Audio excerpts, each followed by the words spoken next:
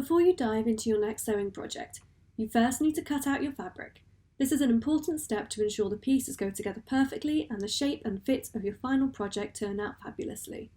So what's the best way to cut out your fabric? Here are some tips to keep in mind so you can make sure you're cutting out your next project as accurately as possible. Prepare your fabric. Pre-washing your fabric is an important step that you shouldn't skip. The risk is that your gorgeous finished garment will shrink the first time you wash it, so get any shrinkage out of the way first by laundering it on the settings you're planning to use for the finished garment. Once dry, give it a good press to smooth out any creases. Press the pattern too. Tissue patterns in particular are prone to crumples and creases. Tilly and the button sewing patterns are printed on nice, sturdy paper, but if a pattern has been well used and stuffed back into the envelope after use, it may also need neatening up. Set your iron to a low setting with no steam, and test press a small patch first to check the ink won't smudge. Fold the fabric on the grain.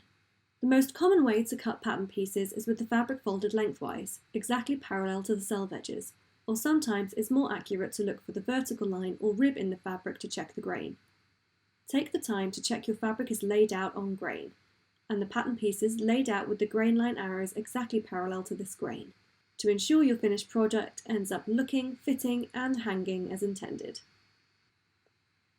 Pins or weights. Pinning your paper pattern piece to your fabric is standard practice for lots of sewists, but you may find this pulls your fabric about and misaligns your previously perfect flat piece of fabric.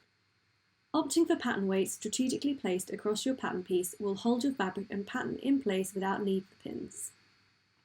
Consider using a rotary cutter.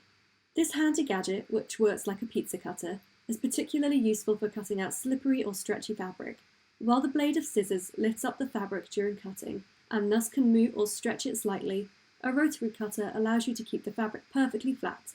Get yourself a cutting mat too so you don't scratch the table. But don't ditch the scissors, switch back to them for tight shapes and notches to get a more accurate result. Cut exactly on the line.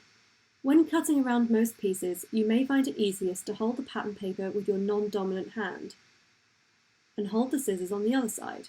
However, when cutting tight curves, you may find you get a neater result by flipping this around so you can hold the fabric with your non-dominant hand and thus keeping it nice and taut, and get close to the lines with the scissors. Try out both ways and see if it makes a difference. Use large strokes. If you're wielding scissors to cut your project out, using large strokes will result in the smoothest lines.